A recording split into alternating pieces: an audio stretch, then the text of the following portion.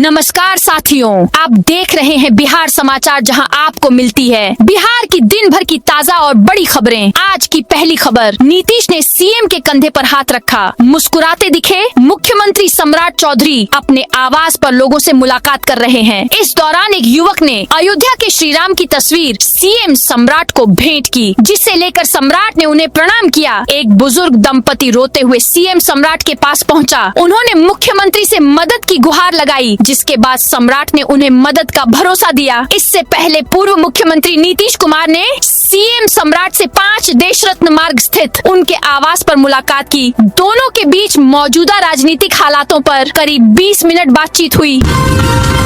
जमुई में गर्मी से स्कूल में बेहोश हुई छात्राएं। बिहार के कई जिले भीषण गर्मी की चपेट में हैं। गया जी, कैमूर और सासाराम में शनिवार को 41 डिग्री पारा पहुंच गया है। पटना का तापमान 40 डिग्री सेल्सियस है। जमुई के मलयपुर स्थित कन्या मध्य विद्यालय में भीषण गर्मी से 3 बच्चे बेहोश होकर गिर गए। बच्चों के बेहोश होते ही स्कूल में अफरा तफरी मच गई। छात्रों को अस्पताल लाया गया। यहाँ का तापमान 39 डिग्री सेल्सियस है। भीषण गर्मी के बीच अररिया में सुबह सुबह बारिश हुई है। मौसम विभाग ने आज सुपौल, अररिया और किशनगंज में बारिश का अलर्ट जारी किया है। प्रदेश के उत्तर पूर्वी भाग के कुछ जिलों में बादल छाए हुए हैं। मौसम विभाग के मुताबिक 19 से 22 अप्रैल के बीच कैमूर, औरंगाबाद, गया, रोहतास और बक्सर में लू चलने की संभावना है।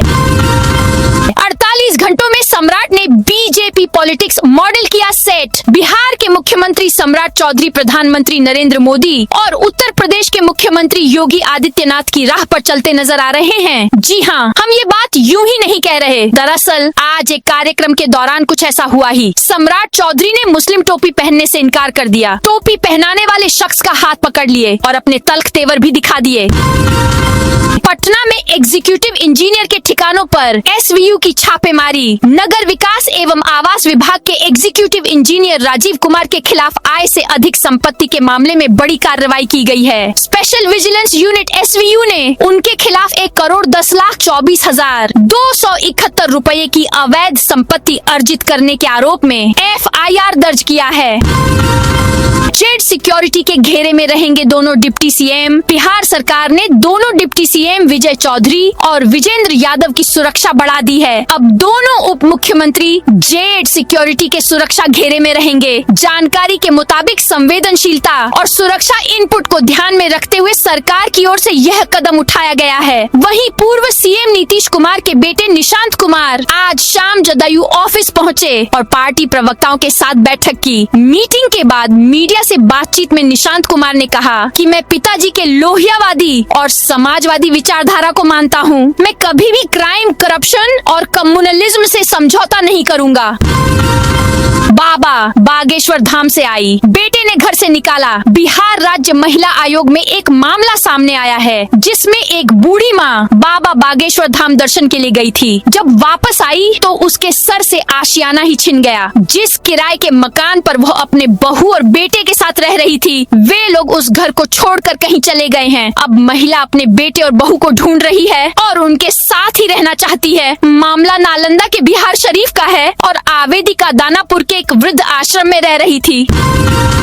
टीबी मरीजों को अब एक साथ 30 दिनों की खुराक। बिहार में टीबी मरीजों के लिए बड़ी राहत की खबर है। लगभग 2 साल बाद राज्य में निःशुल्क टीबी दवाओं की नियमित सप्लाई शुरू हो गई है। स्वास्थ्य विभाग के गोदामों में पर्याप्त दवाएं पहुंच चुकी हैं और जिलों में तेजी से वितरण किया जा रहा है। इससे सबसे बड़ा फायदा ये होगा कि अब मरीजों को सिर्फ 5 से 7 दिन नहीं, बल्कि एक साथ 30 दिनों की पूरी खुराक दी जाएगी। इससे मरीजों को बार बार अस्पताल आने की मजबूरी से राहत मिलेगी और इलाज की निरंतरता भी बेहतर होगी। जनगणना 2027 के लिए बिहार में स्वगणना शुरू। जनगणना 2027 के तहत राज्य में स्वगणना की शुरुआत राज्यपाल लेफ्टिनेंट जनरल सैयद अता हसनैन ने की। उन्होंने ऑनलाइन जानकारियां दर्ज कराते हुए कहा कि इस प्रक्रिया से समय की बचत के साथ सटीक जानकारी सुनिश्चित होगी। बिहार वासी बढ़ चढ़कर इस अभियान में हिस्सा लें। मुख्यमंत्री सम्राट चौधरी एवं पूर्व सीएम नीतीश कुमार ने भी स्वगणना के तहत रजिस्ट्रेशन कराया और अभियान को जनभागीदारी से सफल बनाने का संदेश दिया। मुख्यमंत्री ने नागरिकों से इसमें भाग लेने की अपील की। पटना सिविल कोर्ट के जज से साइबर फ्रॉड बिजली बिल जमा करने के नाम पर 55,000 ठगे। बिजली बिल जमा करने के नाम पर साइबर फ्रॉडस्टर लोगों के खाते खंगाल रहे हैं। जनवरी से अप्रैल तक लगभग 400 ऐसे मामले पटना साइबर थाने में दर्ज हो चुके हैं। अभी भी सिलसिला जारी है। सिर्फ अप्रैल महीने में अभी तक 12 से 14 मामले आ चुके हैं। आज पटना सिविल कोर्ट के जज भी ठगी के शिकार बन गए। उनके व्हाट्सएप नंबर पर APK फाइल भेजकर साइबर शातिरों ने 55,000 रुपए ठग लिए। जनता दरबार में CM के पैरों पर गिरी महिला। साहेब, हमारी जमीन किसी और को बेच दी गई है, उसे अपने नाम पर करा लिया गया है। न्याय के लिए दौड़ते दौड़ते हम थक चुके हैं। बुजुर्ग महिला ने फपक फपक कर रोते हुए इतना कहा और CM सम्राट चौधरी के पैरों में गिर गई। ये घटना CM के जनता दरबार में घटी। नीतीश कुमार की राह पर चलते हुए सम्राट ने अपने आवास पर जनता दरबार लगाया था। इस दौरान करीब 400 लोगों की फरियाद सुनी। CM 2 घंटा तक लोगों से मिले। फरियादी महेंद्र राशि ने भ्रष्टाचार का मुद्दा उठाते हुए कहा कि सम्राट चौधरी मेरे साथ चलें, मैं अफसरों का भ्रष्टाचार दिखाऊंगा। पटना SSP के पास 80 लाख का फ्लैट। बिहार के SSP और SP ने अपनी संपत्ति की घोषणा की है। हमने 25 पुलिस अधिकारियों की संपत्ति का ब्यौरा देखा। ज्यादातर पुलिस अधिकारी के पास अपनी कार नहीं है। पटना के SSP कार्तिकेय कुमार शर्मा के पास 80 लाख का फ्लैट है। सिटी SP परिचय कुमार की पत्नी के पास 1 करोड़ के गहने हैं। वहीं जहानाबाद के SP अपराजित लोहान 8.5 करोड़ के घर और जमीन के मालिक हैं। लोहान और उनकी पत्नी के पास राडो वॉच है। दोनों गोल्ड के साथ डायमंड के शौकीन हैं। पटना के LNJP ट्रॉमा सेंटर में सर्जिकल सेवाएं शुरू। पटना के लोकनायक जयप्रकाश अस्पताल ट्रॉमा सेंटर में बहुप्रतीक्षित सर्जिकल सेवाओं की शुरुआत हो गई है। अस्पताल प्रशासन ने इमरजेंसी ऑपरेशन थिएटर को सक्रिय कर ट्रायल फेज में सर्जरी शुरू की है। 60 सरकारी फार्मों पर बीज तैयार करेंगी बड़ी कंपनियां। बिहार अब सब्जी और फलों के पौधों के लिए दूसरे राज्यों पर निर्भर नहीं रहेगा। राज्य सरकार ने अपनी 300 से अधिक नर्सरियों और 60 सरकारी कृषि फार्मों को निजी बीज उत्पादक संस्थानों के लिए खोलने का निर्णय लिया है। उद्यान निदेशक अभिषेक कुमार ने कहा कि हमारे पास 300 नर्सरियां और 60 फार्मों का मजबूत इंफ्रास्ट्रक्चर है। PPP मॉडल से हम किसानों तक उच्च गुणवत्ता की सामग्री पहुंचाएंगे। 2000 संदिग्ध करदाताओं को आयकर का नोटिस। बिहार और झारखंड में राजनीतिक दलों को चंदा देने के नाम पर बड़े पैमाने पर फर्जीवाड़ा उजागर हुआ है। सैकड़ों लोगों ने किसी भी पार्टी को चंदा दिए बिना ही इनकम टैक्स रिटर्न में भारी छूट का दावा कर दिया। आयकर विभाग ने इस मामले में कड़ा रुख अपनाते हुए दोनों राज्यों के 2000 से अधिक संदिग्ध करदाताओं को नोटिस जारी किया है। जांच में सामने आया है कि अधिकतर फर्जी दावे उन राजनीतिक दलों के नाम पर किए गए हैं जो पंजीकृत गैर मान्यता प्राप्त दल हैं। जब आयकर विभाग ने इन पार्टियों से संपर्क किया तो उन्होंने स्पष्ट कर दिया कि संबंधित व्यक्तियों से उन्हें कोई चंदा नहीं मिला है। नोटिस का जवाब मिलने के बाद विभाग इन लोगों को अपडेटेड रिटर्न भरने का मौका देगा। PMCH को मिलेंगी 2 नई MRI, 1 CT scan machine. Patna medical college एवं अस्पताल में मरीजों को जल्द ही एडवांस जांच सुविधाओं का लाभ मिलेगा। स्वास्थ्य विभाग ने यहां 2 नई MRI मशीनें और 1 नई CT स्कैन मशीन लगाने की मंजूरी दे दी है। इन मशीनों से मरीजों को अब जांच के लिए लंबा इंतजार नहीं करना पड़ेगा और मुफ्त जांच की राह आसान होगी। पटना के बेउर जेल में देर रात छापेमारी। पटना के अति संवेदनशील बेउर जेल में देर रात पुलिस ने बड़े पैमाने पर छापेमारी की। इस दौरान जेल परिसर से एक मोबाइल फोन और कुछ अन्य संदिग्ध सामान बरामद किए गए। यह कार्रवाई अपराध नियंत्रण को ध्यान में रखते हुए की गई थी। यह अभियान शुक्रवार रात करीब 11:10 बजे शुरू हुआ, जब लगभग 200 पुलिस कर्मियों की टीम ने जेल को चारों ओर से घेर लिया। पटना के सिटी SP पश्चिम भानु प्रताप सिंह ने इस अभियान का नेतृत्व किया। अचानक हुई इस कार्रवाई से जेल के अंदर हड़कंप मच गया और कैदियों के बीच हलचल तेज हो गई। बिहार में जमीन मापी का नया नियम लागू। 7 दिन में मापी और 14 दिन में देनी होगी रिपोर्ट। बिहार सरकार ने जमीन मापी की प्रक्रिया को पूरी तरह ऑनलाइन कर दिया है। सभी जिलों को इस संबंध में निर्देश जारी कर दिए गए हैं। अब न तो ऑफलाइन आवेदन लिया जाएगा और न ही मापी के बाद रिपोर्ट कागज पर दी जाएगी। सरकार ने साफ कहा है कि पूरी प्रक्रिया अब सिर्फ ऑनलाइन होगी। अगर कोई कर्मचारी इस नियम का पालन नहीं करता है तो संबंधित अंचल के अमीन पर कार्रवाई की जाएगी। इससे लोगों को बार बार अंचल कार्यालय जाने की परेशानी से राहत मिलेगी। मोतिहारी में पीएम सूर्य घर मुफ्त बिजली योजना का उद्घाटन। मोतिहारी में पीएम सूर्य घर मुफ्त बिजली योजना कार्यक्रम का उद्घाटन किया गया। जिलाधिकारी सौरभ जोरवाल ने दीप प्रज्वलित कर इसका विधिवत शुभारंभ किया। इस दौरान विद्युत आपूर्ति अंचल मोतिहारी के सभा भवन में एक मेले का भी आयोजन किया गया। उद्घाटन के बाद जिलाधिकारी सौरभ जोरवाल की अध्यक्षता में एक समीक्षा बैठक आयोजित हुई। इसमें जिले के सभी बैंकों के प्रबंधक, बैंक के नोडल अधिकारी, पीएम सोलर योजना के पंजीकृत वेंडर्स और विद्युत विभाग के अधिकारी उपस्थित थे। नया गांधी सेतु का काम शुरू हुए 5 साल बीते। पटना में गंगा पर गांधी सेतु के बगल में नया 4 लेन ब्रिज 2.5 साल में बन जाना था। इसका काम शुरू हुए 5 साल बीते। अब तक 70% ही बन पाया है, वह भी तब जब इस पुल के निर्माण में न तो जमीन की समस्या है और न ही कोई तकनीकी बाधा है। 2926 करोड़ की लागत वाले इस 14.5 किलोमीटर लंबे ब्रिज और अप्रोच रोड को एजेंसी मार्च 2021 से बना रही है। सितंबर 2024 में ही इसे चालू कर देना था। एजेंसी अब मार्च 2027 में बना देने का दावा कर रही है। गोपालगंज में दवा दुकान से प्रतिबंधित सिर्फ इंजेक्शन बरामद। गोपालगंज में औषधि विभाग और पुलिस की संयुक्त टीम ने शुक्रवार को बड़ी कार्रवाई की। शहर के बंजारी मोड़ स्थित एक दवा दुकान पर छापेमारी कर नशे में इस्तेमाल होने वाली प्रतिबंधित दवाओं का जखीरा बरामद किया गया। छापेमारी के दौरान मुमताज मेडिकल स्टोर से 496 बोतल कोडीन युक्त कफ सिरप और 875 एविल इंजेक्शन जब्त किए गए। ये इंजेक्शन प्रत्येक 10-10 ग्राम के बताए जा रहे हैं। मुख्यमंत्री ने जनगणना 2027 की बिहार में शुरुआत की। मुख्यमंत्री सम्राट चौधरी ने कहा कि जनगणना सुशासन की आधारशिला है। यह आगे के वर्षों में विकास योजनाओं, नीतियों और कल्याणकारी कार्यक्रमों के निर्माण में महत्वपूर्ण भूमिका निभाएगी। वे शुक्रवार को जनगणना 2027 की बिहार में शुरुआत कर रहे थे। उन्होंने इसमें सक्रिय भागीदारी की अपील की। पढ़ाई के दौरान की शादी तो रद्द होगा एडमिशन। अजीबोगरीब फरमान जारी करने वाली प्रिंसिपल को अल्टीमेटम। अगर आप जीएनएम की छात्रा हैं तो पढ़ाई के दौरान शादी नहीं कर सकती हैं। ऐसा करने पर आपका एडमिशन रद्द कर दिया जाएगा। यह फरमान बिहार के गोपालगंज जिले में जारी किया गया, जो कि सोशल मीडिया पर जमकर वायरल हो रहा। जानकारी के मुताबिक जिले के हथुआ अनुमंडलीय अस्पताल के कैंपस में संचालित जीएनएम स्कूल में प्रिंसिपल के आदेश पर 14 अप्रैल को एक नोटिस चिपकाया गया था। ये फरमान वायरल होने के बाद अब प्रिंसिपल से जवाब मांगा गया है।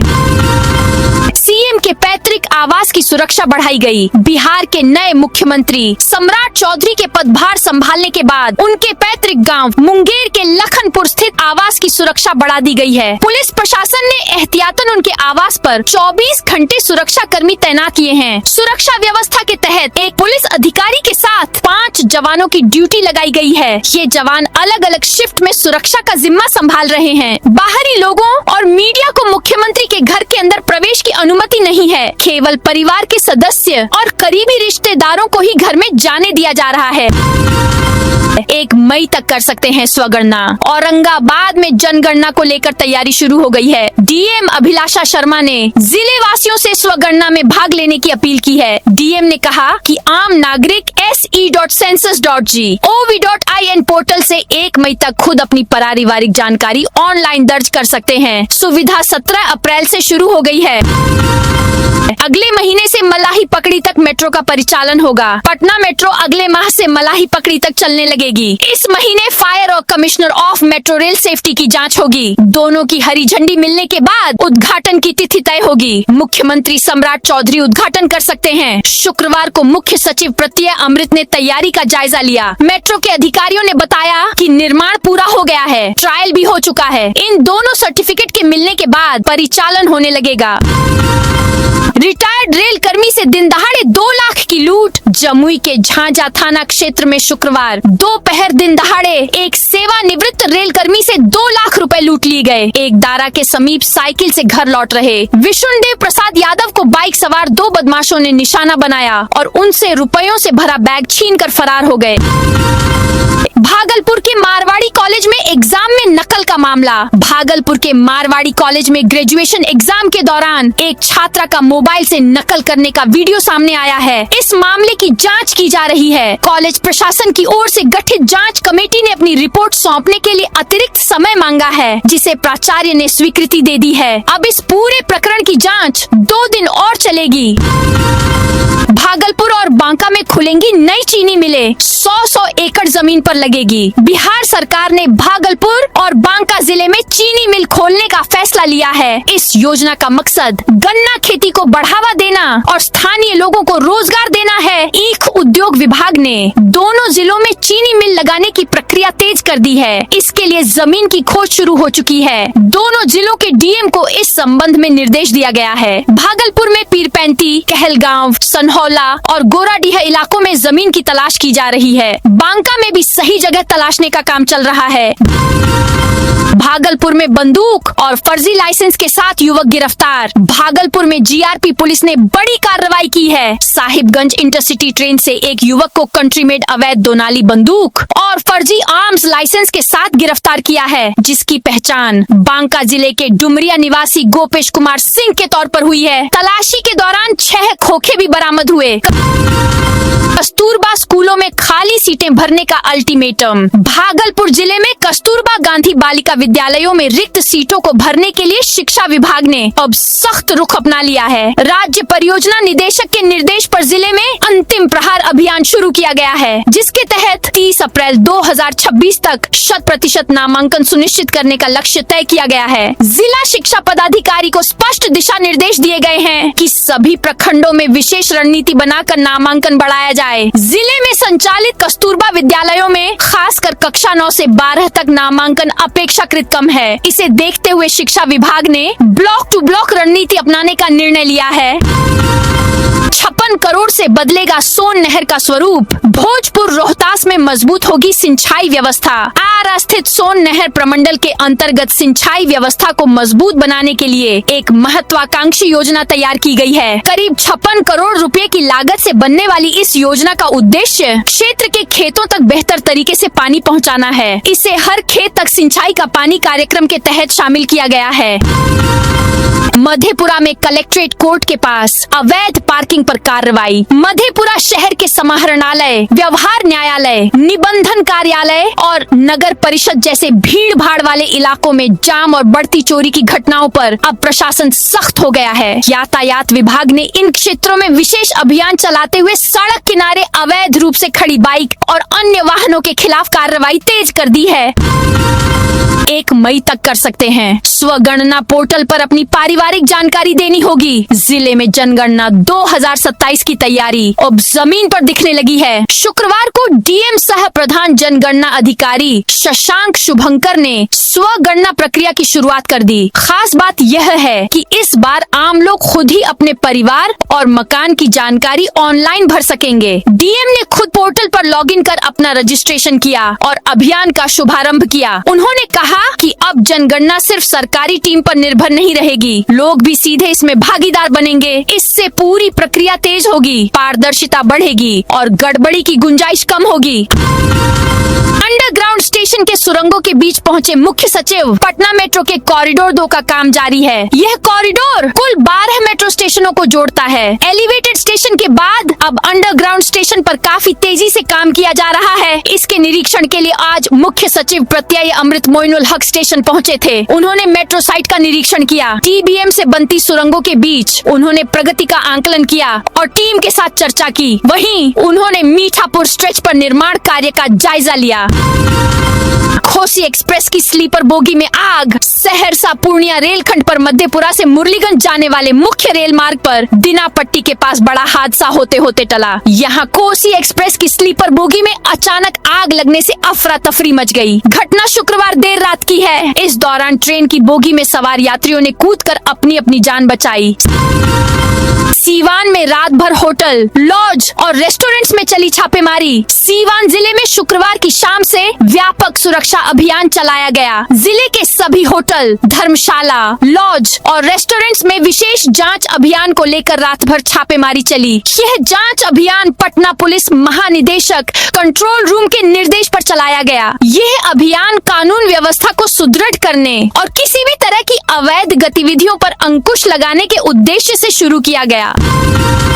सीएम बनने के बाद पहली बार सोनपुर पहुंचे सम्राट चौधरी। बिहार के मुख्यमंत्री बनने के बाद सम्राट चौधरी पहली बार अपने परिवार के साथ सोनपुर पहुंचे। यहां उन्होंने बाबा हरिहरनाथ मंदिर में जाकर विधि विधान से पूजा अर्चना की और राज्य के विकास के लिए आशीर्वाद लिया। सम्राट चौधरी हर बड़े मौके पर इस मंदिर में आकर माथा टेकते रहे हैं। इस बार भी उन्होंने अपने नए पद की जिम्मेदारी संभालने के बाद यहां पहुंचकर अपनी आस्था दिखाई। फर्जी पुलिस और प्रेस बोर्ड लगाकर कर रहे शराब तस्करी। भागलपुर में शराब तस्करी का चौंकाने वाला तरीका सामने आया है। तस्कर अब पुलिस, प्रेस और प्रशासन के फर्जी बोर्ड और लोगो लगाकर शराब की ढुलाई कर रहे हैं। इससे वे जांच से बचने की कोशिश करते हैं और आसानी से एक जगह से दूसरी जगह शराब पहुंचा देते हैं। हरिवंश तीसरी बार राज्यसभा के उपसभापति बने। हरिवंश नारायण सिंह तीसरी बार राज्यसभा के उपसभापति बने हैं। उन्हें शुक्रवार को निर्विरोध चुना गया है। विपक्ष की ओर से कोई नाम नहीं आया था। पहली बार किसी मनोनीत सदस्य को राज्यसभा का उपसभापति चुना गया है। हरिवंश के समर्थन में राज्यसभा सचिवालय को 5 प्रस्ताव मिले। सदन के नेता जेपी नड्डा ने पहला प्रस्ताव रखा, जबकि दूसरा प्रस्ताव नितिन नवीन ने दिया। टीसीएस नासिक केस आरोपी निदा खान अभी तक फरार। नासिक के टीसीएस ऑफिस में धर्मांतरण और यौन उत्पीड़न के मामले में आरोपी निदा खान अभी भी फरार है। पुलिस के मुताबिक उसे ढूंढने के लिए 3 अलग अलग टीमें बनाई गई हैं। जांच के दौरान निदा खान के पति को भी शुक्रवार को पूछताछ के लिए मुंबई पुलिस स्टेशन के इलाके में हिरासत में लिया गया। पति ने बताया था कि निदा एक रिश्तेदार के घर पर रुकी हुई है, लेकिन जब अधिकारी वहां पहुंचे तो घर पर ताला लगा हुआ था। पुलिस ने बताया कि आरोपी और उसके रिश्तेदारों दोनों के मोबाइल फोन भी बंद हैं। तो दोस्तों, ये थी आज बिहार की दिन भर की ताजा और बड़ी खबरें। अब कल मिलते हैं नई खबरों के साथ।